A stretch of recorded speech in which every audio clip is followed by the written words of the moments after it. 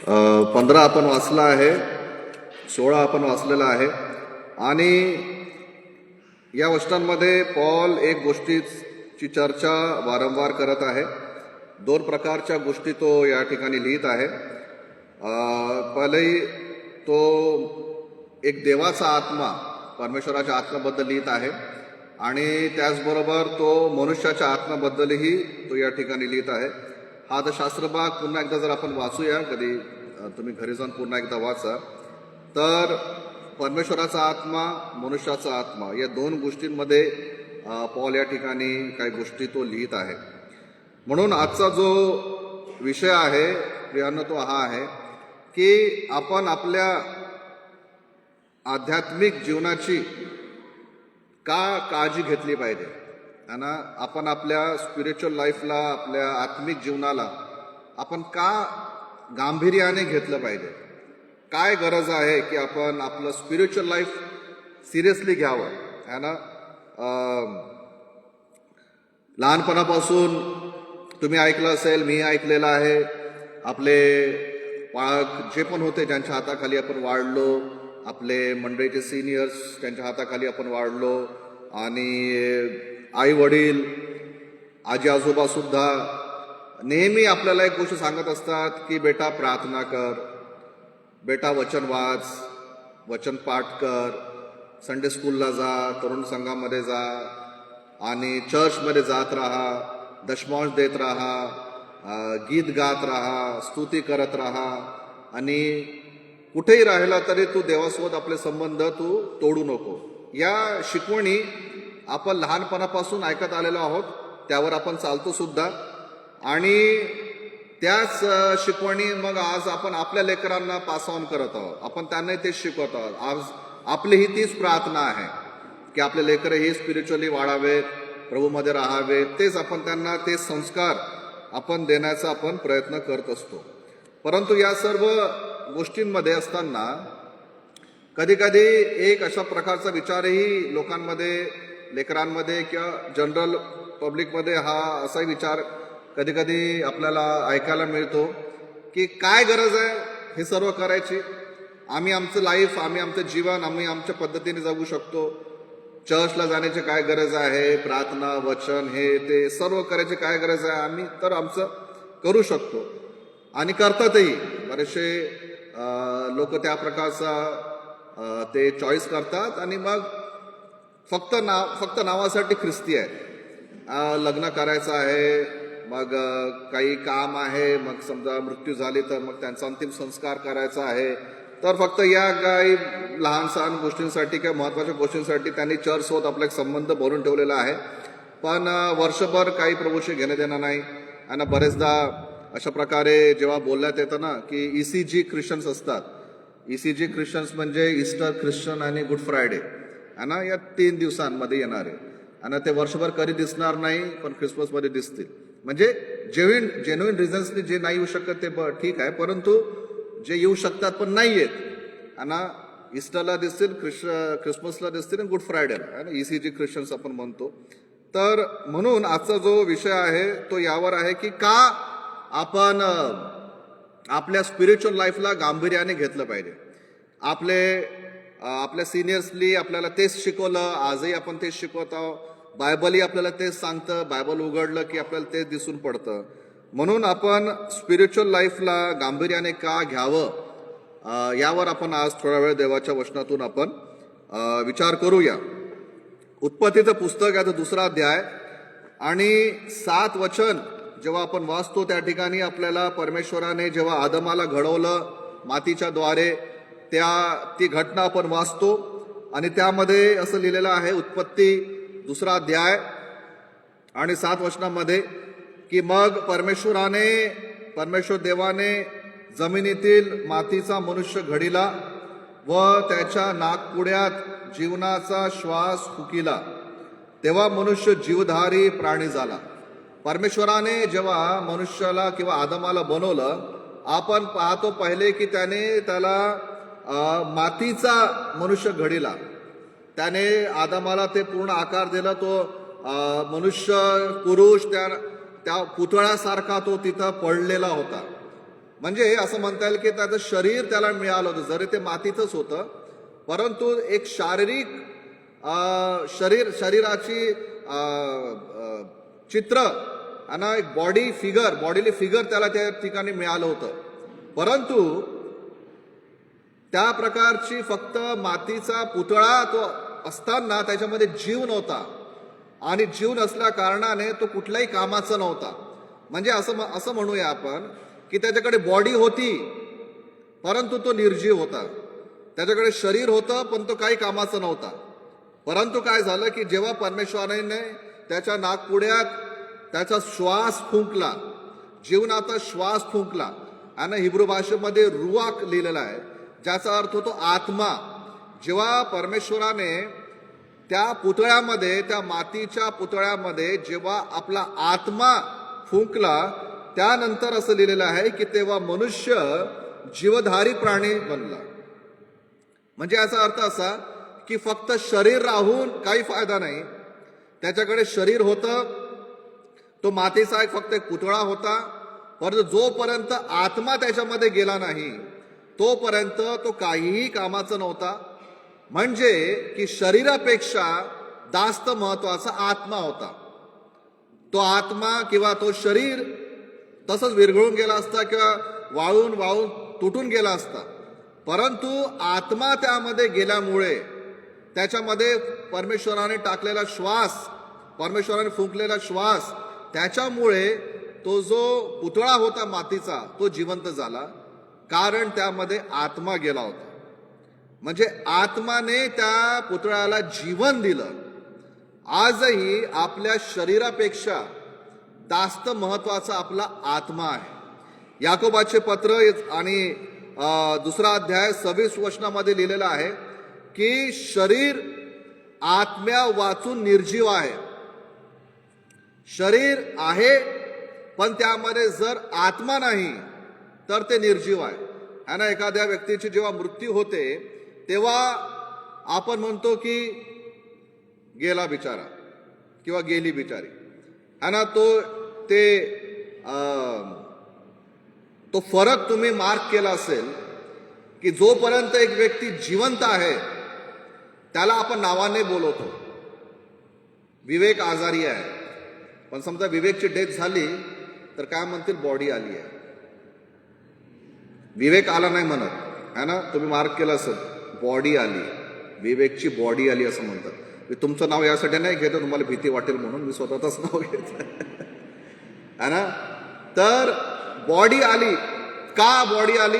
विवेक आला नाही म्हणत, बॉडी आली. बॉडी आली का फोन करून विचारतात. का? कारण स्पिरिट निघून गेलाय.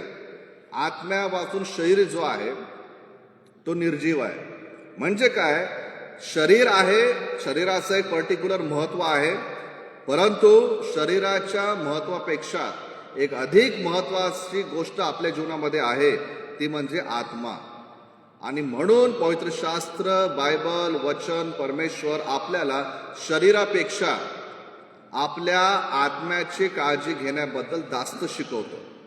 आणि मनुष्याचं जो डेफिनेशन आहे, हु इज अ ह्युमन, एक मनुष्य कोण आहे, त्याचं डेफिनेशन बायबल आपल्याला देतं. 1 थेसलोनिकेकरास पत्र याचा 5वा अध्याय आणि 23 वचनामध्ये, त्यामध्ये आपण वाचतो की हु इज अ ह्युमन, एक मनुष्य कोण आहे. 1 थेसलोनिकेकरास पत्र 5 अध्याय आणि 23 वचनामध्ये आपण वाचतो की शांतीचा देव स्वतः तुम्हास परिपूर्णपणे पवित्र करो आणि आपला प्रभू येशू ख्रिस्त याच्या आगमन समयी तुमचा आत्मा, जीव व शरीर ही निर्दोष अशी संपूर्णपणे राखली जावोत. या वचनामध्ये एक मनुष्याची व्याख्या, the definition of a human दिलेला आहे. एक मनुष्य कोण आहे, मी कोण आहे आणि तुम्ही कोण आहे, है ना. बायबल प्रमाणे, परमेश्वराप्रमाणे आपण कोण आहोत?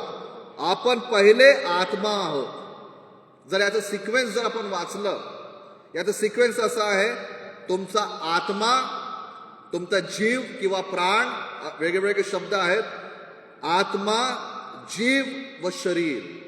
सिक्वेन्स हे आहे. पहिल्या नंबरवर आहे आत्मा, दुसऱ्या नंबरवर आहे आपला जीव, आणि तिसऱ्या नंबरवर आहे आपलं शरीर. परंतु सैतानाने पापामुळे काय झालं, त्याचं डेफिनेशन उलटं केलेलं आहे.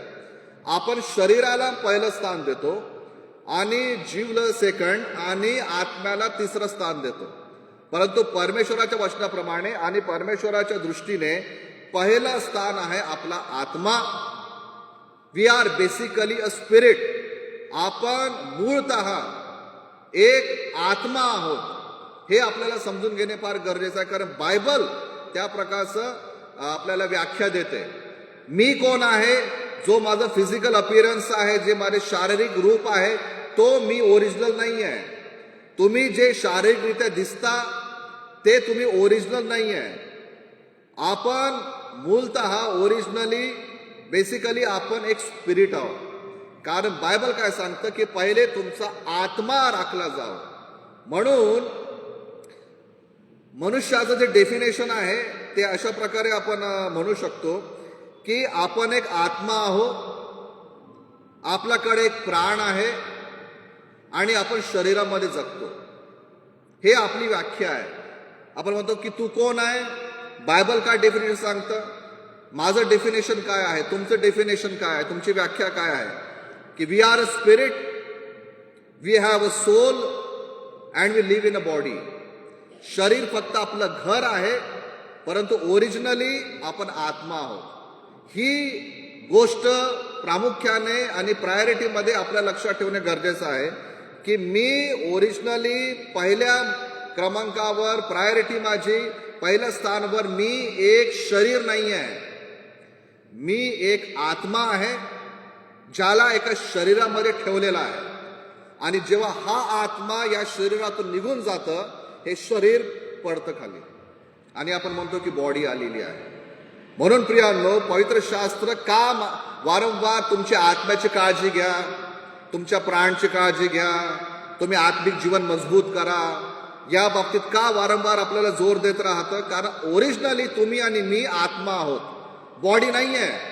जरी आपण जास्तीत जास्त लक्ष आपल्या शारीरिक आरोग्याकडे देत असतो, काही झालं की चला डॉक्टरकडे, काही झालं की तब्येत चांगली ठेवा, चांगलं खा, चांगलं प्या आणि शरीराची काळजी घ्या, आपण शरीराला महत्त्व देतो आणि दिलंही पाहिजे. आरोग्य असणे शरीरामध्ये चांगलं आहे आणि आवश्यकही आहे, त्याच्यामध्ये काही वेगळे विचार नाहीत. परंतु जितकं लक्ष आपण आपल्या शारीरिक अवस्थेकडे देतो, माझी तब्येत चांगली असली पाहिजे, मी चांगलं दिसलं पाहिजे, सर्व ठीक आहे, परंतु त्याच्यापेक्षा अधिक महत्त्व बायबल आपल्याला आध्यात्मिक काळजी घेण्याबद्दल शिकवतो. का? आपल्याला बोर करायसाठी नाही,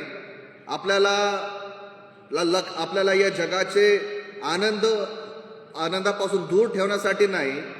परमेश्वर हे म्हणतो की तुझ्या शरीरामध्ये तू आनंद घेऊ शकतो, ठीक आहे, परंतु शरीर आज आहे आणि उद्या नाही.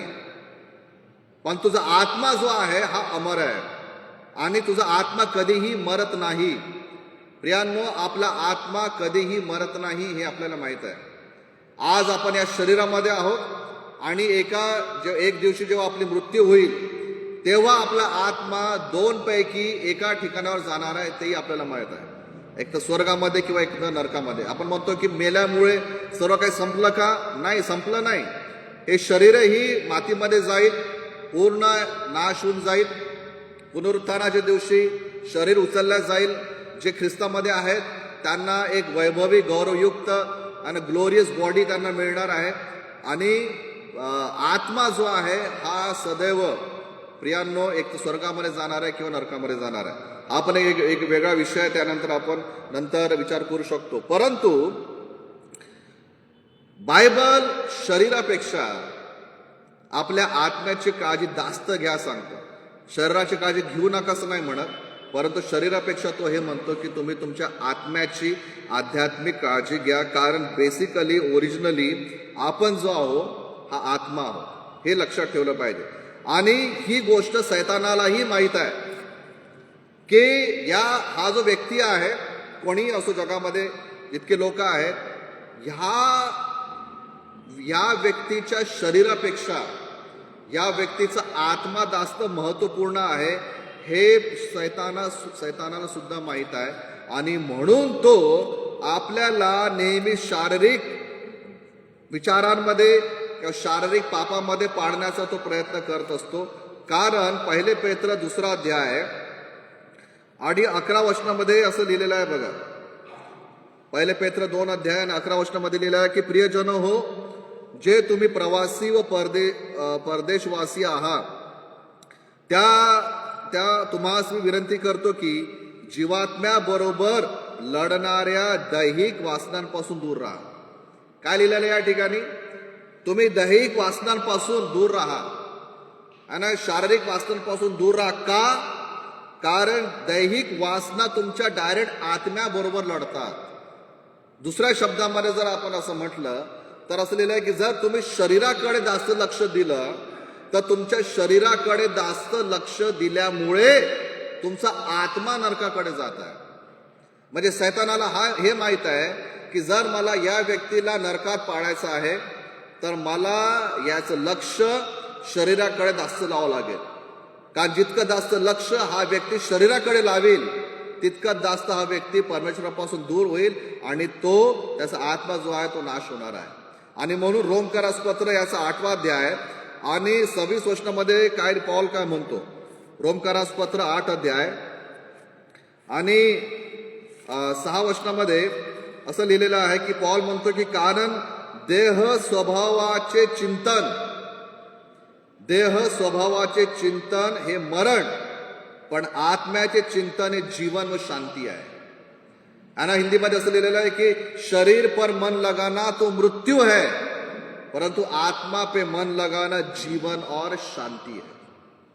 शरीर पे मन लगाना मृत्यू है, शरीरावर मन लावणे, मराठीमध्ये लिहिलं आहे की देह स्वभावाचे चिंतन करणे, याचा रिझल्ट मरण आहे. परंतु जर आपण आत्म्यावर जास्त लक्ष लावतो, आत्मिक जीवनावर जर आपण जास्त लक्ष लावतो तर त्याचा परिणाम आहे जीवन व शांती. म्हणून प्रियांनो, बायबल पवित्र शास्त्र आपल्याला वारंवार स्पिरिच्युअल लाईफ बद्दल शिकवतं. प्रार्थनेमध्ये राहा. का? चर्चला या. का? प्रार्थना करा, वचन वाचा, आत्मिक गोष्टी करा, उपवास करा, या सर्व गोष्टी करायच्या आहेत. का करायच्या आहे? तो प्रश्न चांगला आहे. का करू मी शारीरिक गोष्टींकडे जागतिक गोष्टीकडे जास्त लक्ष का देऊ नये?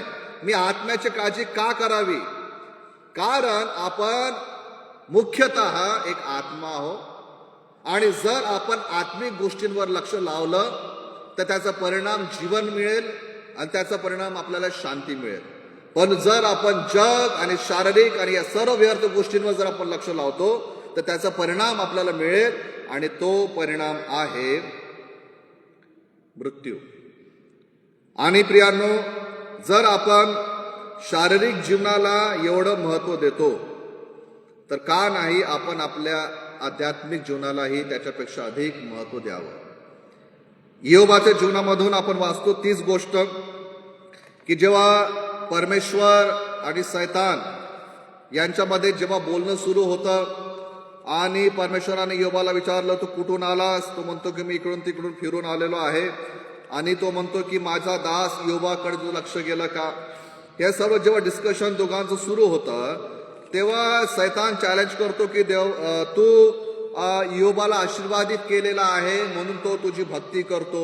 मग त्या ठिकाणी परमेश्वर एक चॅलेंज करतो की सैतान म्हणतो की तू त्याचे सर्व आशीर्वाद काढून घे, पाहतो तुझ्या तोंडावर तुझी निंदा करेल. आणि मग 2 अध्यायामध्ये जेव्हा आपण योबाच्या पुस्तकाच्या 2 अध्यायामध्ये जेव्हा आपण येतो तेव्हा परमेश्वर 6व्या वचनामध्ये त्याला काय म्हणतो? योबाचे पुस्तक 2 अध्याय आणि 6 वचनामध्ये परमेश्वर सैतानाला म्हणाला की पहा तो तुझ्या हाती आहे, पहा तो तुझ्या हाती आहे, त्याची प्राणहानी मात्र करू नको. परमेश्वराने म्हटलं की तुला त्याला जो त्रास द्यायचा तो त्याला त्रास दे, परंतु फक्त एक गोष्ट तू करायची नाही की तू त्याच्या प्राणाला, त्याच्या आत्म्याला, त्याच्या जीवाला हात लावायचा नाही. आणि आपल्याला योबाची स्टोरी माहित आहे. त्याचं सर्व काही गेलं है ना, त्याचं शरीर नखशिकांत है ना, पूर्ण बॉडी त्याची फोडांनी भरली, तो खापरीने आपलं बॉडी खाजून बसायचा. फिजिकली पूर्णपणे तो रोगी झाला.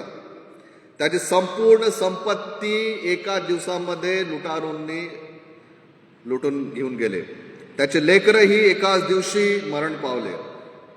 त्याचं आरोग्य त्याच्याकडे राहिलं नाही आणि त्याची पत्नीही त्याला म्हणते की तू कधीपर्यंत देवदेव करणार आहे, त्याची निंदा कर आणि तू मरून जा. काहीच राहिलं नाही इयोबाकडे. सैतानाला परमेश्वराने हे परमिशन दिलं होतं की तू त्याचं सर्व काही घेऊ शकतो, फक्त त्याच्या आत्म्याला हात लावायचा नाही. म्हणजे काय? बॉडी महत्वाची नाही, पैसा महत्वाचा नाही, बाकी कुठलीही जागतिक गोष्ट महत्वाची नाही. परमेश्वर म्हणतो की त्याच्यापेक्षा अधिक महत्वाचा आहे इयोबाचा आत्मा. है ना? म्हणजे काय?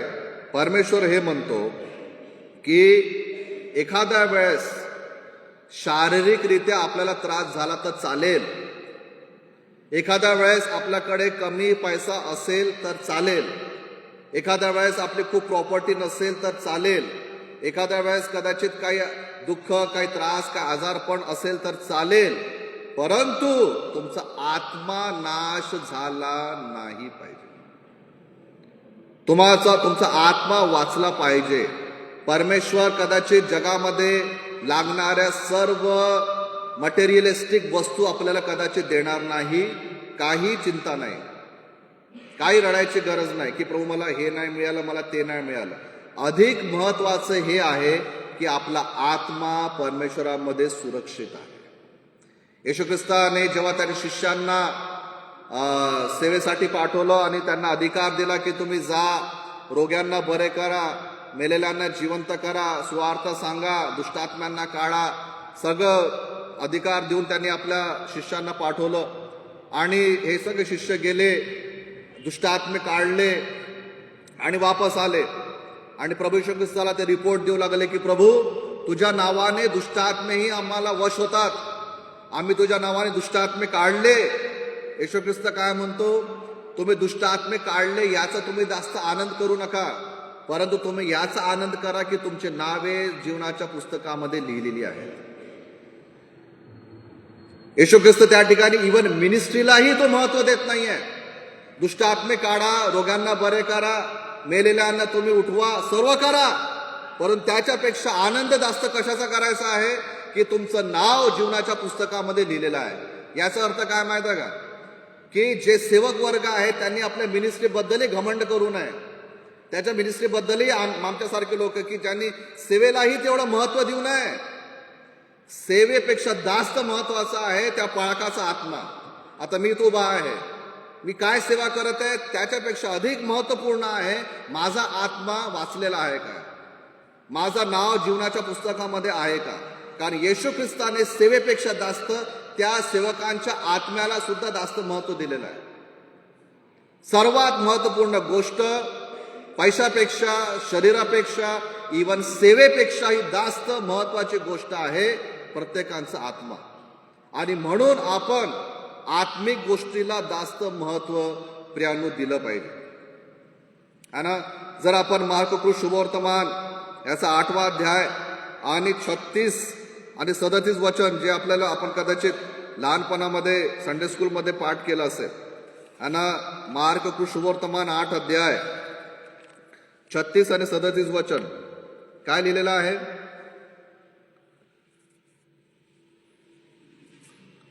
मार्क 8:36-37 की कारण मनुष्याने सर्व जग मिळविले आणि आपल्या जीवाचा नाश करून घेतला तर त्याला काय लाभ, किंवा मनुष्य आपल्या जीवाबद्दल काय मोबदला देणार. काय म्हणत आहे प्रभू येशू ख्रिस्त की तुम्ही जगामध्ये सर्व काही कमवलं आणि तुम्ही जगातले सगळ्यात श्रीमंत व्यक्ती आहे, इलॉन मस्क पेक्षाही जास्त तुम्ही श्रीमंत आहे. आणि आजकाल चंद्रावरही प्लॉट विकत आहे. आणि कदाचित चंद्रावरही तुम्ही प्लॉट विकत घेतला असेल. सुशांत सिंग राजपूतनी पण घेतला होता. अनेक लोकांनी कदाचित चंद्रावर प्लॉट घेतले असतील. आज दुसरं ग्रह शोधत आहेत की दुसऱ्या ग्रहावर आपण जाऊन राहावं. कदाचित संपूर्ण जग आपण मिळवलं ठीक आहे. साऊथ आफ्रिकेमधले सगळे सोन्याच्या खाणी, हिऱ्याच्या खाणी आपल्या नावावर आहेत. ठीक आहे. मिडल ईस्ट मधले सगळे तेलाचे विहिरी आपल्या आहेत. सर्व काही आपलं आहे. जगातले सगळ्यात सुंदर व्यक्ती मी किंवा तुम्ही आहे. आपल्यासारखं जगामध्ये सुंदर व्यक्ती जगात कोणीच नाही. पण येशू ख्रिस्त म्हणतो हे सर्व असतानाही जर तुमचा आत्मा नाश झाला तर तुम्ही सगळ्यात गरीब आहे. सगळ्यात गरीब, काही कामाचे नाही. सगळं जग मिळवलं पण तुमचा आत्माचा नाश करून घेतला तर तुम्हाला काय मिळालं? कोणाला महत्व देत आहे प्रभू येशू ख्रिस्त? मी हे म्हणत नाही की आपल्याकडे पैसा नसावा, मी हे म्हणत नाही की आपल्याकडे सुंदरता नसावी, की आपल्याकडे बुद्धी नसावी, किंवा आपल्याकडे प्रॉपर्टी नसावी. हे सर्व गोष्टी गरजेच्या आहेत आणि असल्याही पाहिजे, कारण या जगामध्ये राहण्यासाठी या सर्व गोष्टी आपल्याला आवश्यक आहेत आणि त्या असणे आशीर्वादाचा एक भाग आहे. ते अगदी सत्य आहे. परंतु ह्या सर्व गोष्टींपेक्षा जास्त महत्वाची जी गोष्ट आहे त्याच्याकडे मी तुमचं लक्ष ओढण्याचा प्रयत्न करत आहे. या सर्व गोष्टींचं आपलं एक वेगळं महत्व आहे, परंतु त्याच्यापेक्षा अधिक महत्व आहे आपलं आत्मिक जीवन. म्हणूनच आपण म्हणतो की रविवारी चर्चला या. म्हणून आपण म्हणतो की रविवारी परमेश्वर तुमची वाट पाहत आहे. म्हणून आपण म्हणतो की भक्ती करा, चर्चमध्ये, घरी, प्रार्थनेमध्ये, आध्यात्मिक जीवनाकडे लक्ष द्या. का? कारण सगळं मिळवण्याच्या मागे आपण धावपळ करत आहोत, पण देव कुठं आहे त्या सर्व प्रोसेसमध्ये? परमेश्वर कुठं आहे? आणि मी सांगू, जेव्हा मी माझ्या वडिलांची डेथ पाहिली तेव्हा मला समजलं की जीव असा जातो, काहीच राहत नाही. 1 सेकंडमध्ये सर्व संपतं. आता समज कोणाचा जीव गेला ना, तुम्ही किती सेकंड लागतं जीव जायला? काहीच नाही. मग जीव गेल्यानंतर काय होणार आहे? काय होईल? बॉडी तिथं पडून राहील, लोक येतील, रडतील. ठीक आहे.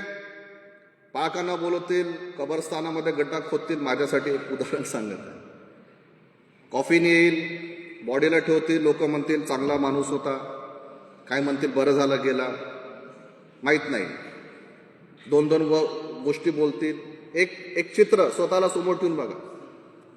मग तुम्हाला त्या मामाला त्या बॉक्समध्ये आणि गड्ड्यामध्ये गाडतील, रडतील. घरचे लोक सगळे आपापल्या घरी जातील. तिसऱ्या दिवशी कदाचित प्रार्थना होईल.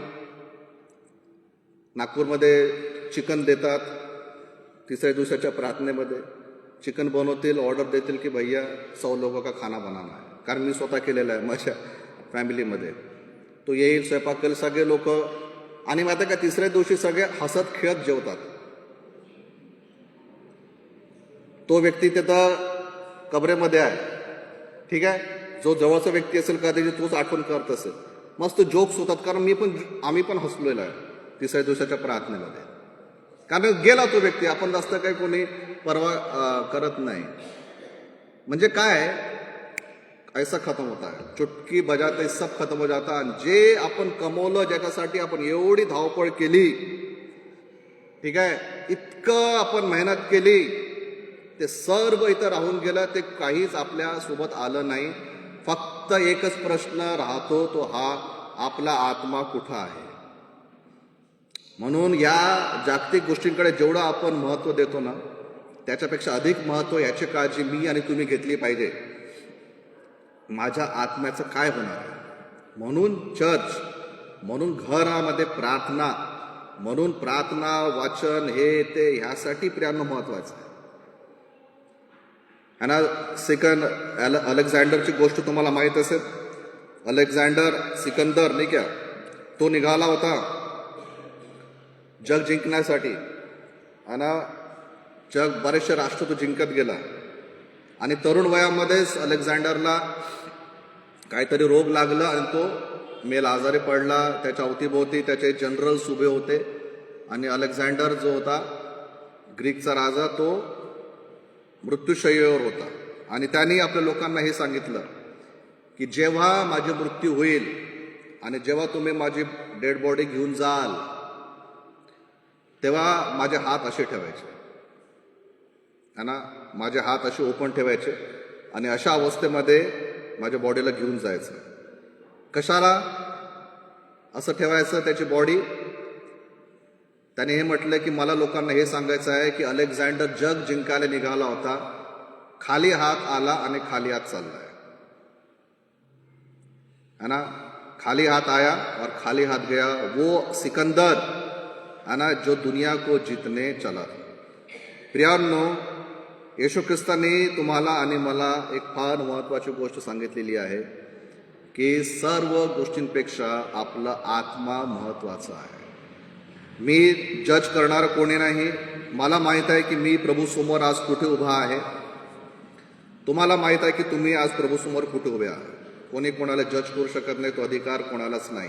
परंतु आपण स्वतःला जज चेक करूया की मी आज कुठे उभा आहे.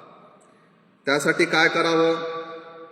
त्यासाठी एकच गोष्ट आपण करत राहावी की जरी या जगामध्ये आपण राहत आहोत, बऱ्याचशा जबाबदाऱ्या आहेत, रिस्पॉन्सिबिलिटीज आहेत, सर्व आपल्याला करायचं आहे. नोकरी करायची आहे, पैसा कमवायचा आहे, लेकरांसाठी काहीतरी सोडून जायचं आहे, हे सर्व आपल्याला करायचं आहे. पण हे सर्व करत असताना आपल्या मनामध्ये नेहमी ही गोष्ट असली पाहिजे की प्रभू, मी तुझ्यासोबत माझा जो संबंध आहे तो सदैव टिकवून ठेवीन. जे माझं आत्मिक कर्तव्य आहे ते माझं आत्मिक कर्तव्य मी करतच राहीन. माझं वैयक्तिक तुझ्यासोबत वेळ घालवणे, प्रार्थनेमध्ये, वचनांमध्ये, रविवारच्या भक्तीमध्ये किंवा जे काही तुझी सेवा मला जशी प्रकारे करता येईल त्या आध्यात्मिक डिसिप्लिनमध्ये, आध्यात्मिक जीवनाची मी काळजी घेत राहीन. आपण लेट अस बी स्पिरिट माइंडेड, लेट अस बी स्पिरिट कॉन्शियस, आणि आपण आत्मिक गोष्टींकडे लक्ष लावूया, आध्यात्मिक गोष्टींकडे लक्ष लावूया. कलस्सेकरास पत्र याचा 3रा अध्याय आणि याचं पहिले काही वचन आपण वाचूया. कलस्सेकरास पत्र याचा 3रा अध्याय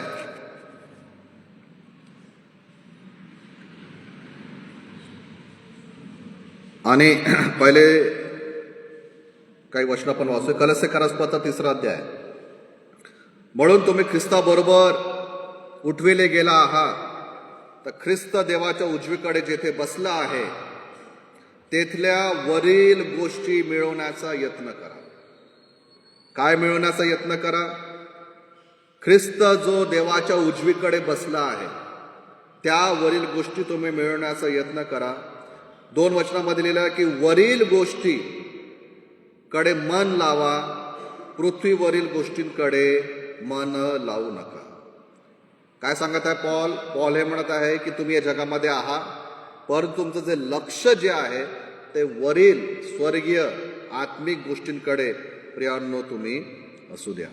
आणि म्हणून देवबाप करो, या दिवसांमध्ये आपण प्रार्थना करूया की प्रभू, मला ही कृपा पुरव की मी स्पिरिच्युअल माइंडेड राहील, माझं मन प्रभूकडे लागलेलं राहील, आणि माझं मन आत्मिक गोष्टीकडे राहील. ऑफकोर्स मला जगामध्ये सगळं काही करायचं आहे, परंतु मी रोज तुला येऊन भेटेन. आणि परमेश्वराला भेटण्याची पद्धत आपल्याला माहीत आहे का? नवीन गोष्ट नाही. शास्त्र वाचन, वैयक्तिक प्रार्थना, वैयक्तिक प्रभूसोबत वेळ घालवणे. जर परमेश्वर आपल्याला काही आपल्या चुका दाखवतात तर क्षमा मागणे, पश्चाताप करणे, प्रभूच्या इच्छेप्रमाणे चालणे, त्याचं भय धरणे, हेच आपलं जीवन असू द्या. आणि हे सर्व करत असताना आपण बाकीच्या पण कामं आपण करू. आणि जेव्हाही वेळ येईल माझी किंवा तुमची जाण्याची, तेव्हा आपल्याला भीती वाटणार नाही. आपण हे म्हणू की प्रभू मी तयार आहे, है ना. कधीही रॅप्चर होऊ शकतं, कधीही प्रभूचं येणं होऊ शकतं, कधीही मंडळी उचलल्या जाईल. हे सर्व काही असंच राहणार नाही आहे. एक दिवस बदलणार आहे. कधीही आत्मा जाऊ शकतो आणि कधीही काहीही होऊ शकतं. तो दिवस येण्यापूर्वी आपण तयार आहोत का? मी तयार आहे का?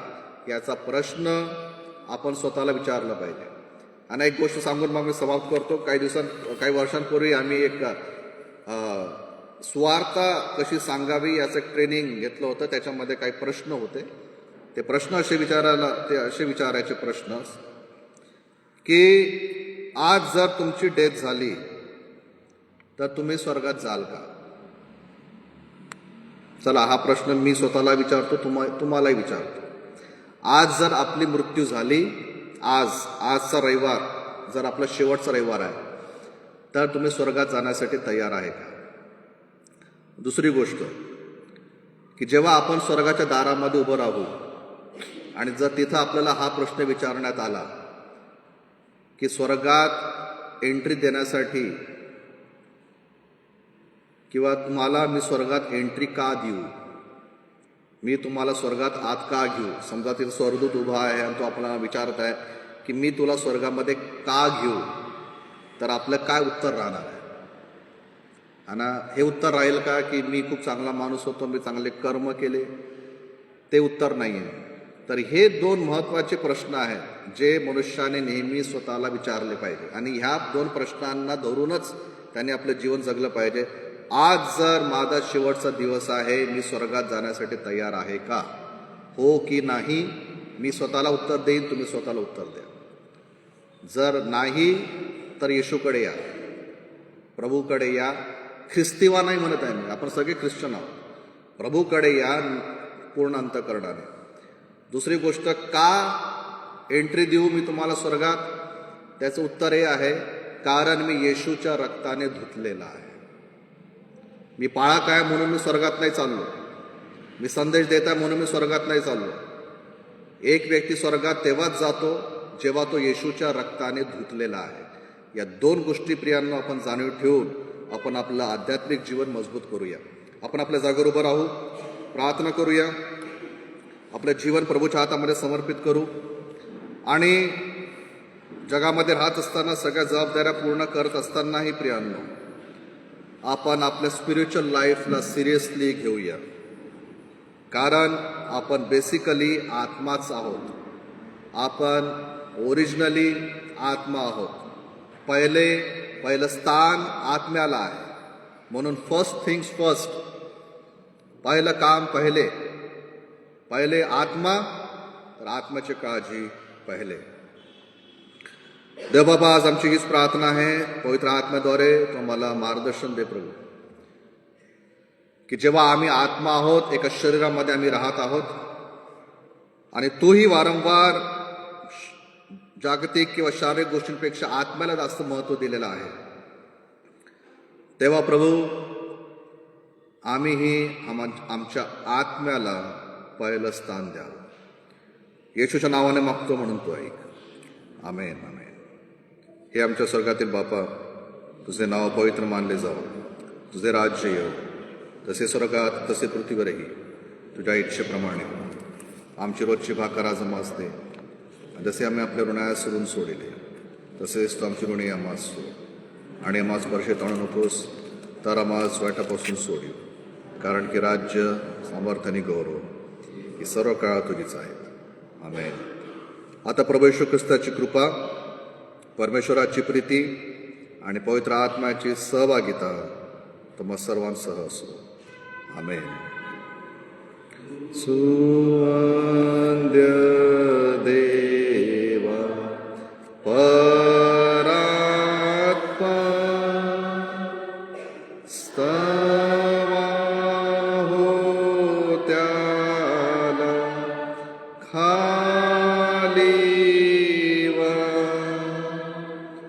तो बाप पुत्र आत्म्याचा त्रैक्याला द्या अनंतमा.